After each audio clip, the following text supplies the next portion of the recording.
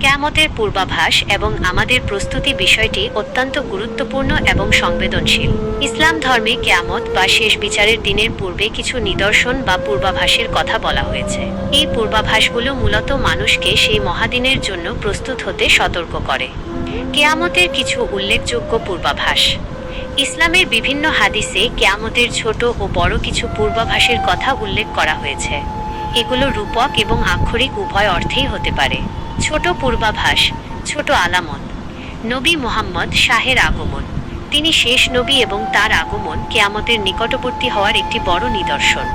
জ্ঞানের হ্রাস এবং অজ্ঞতার বিস্তার, ধর্মীয় জ্ঞান কমে যাওয়া এবং মানুষের মধ্যে অজ্ঞতা বৃদ্ধি পাওয়া।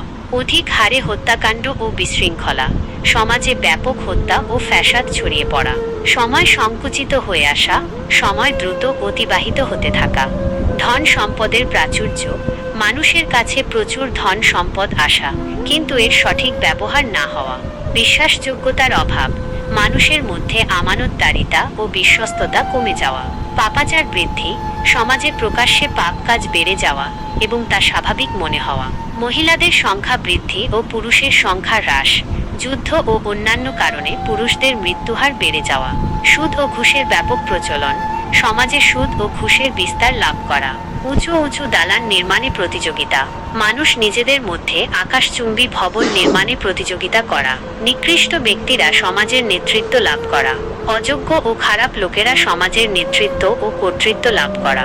আত্মীয়তার সম্পর্ক ছিন্ন করা, মানুষ তাদের আত্মীয় স্বজনের সাথে সম্পর্ক নষ্ট করবে।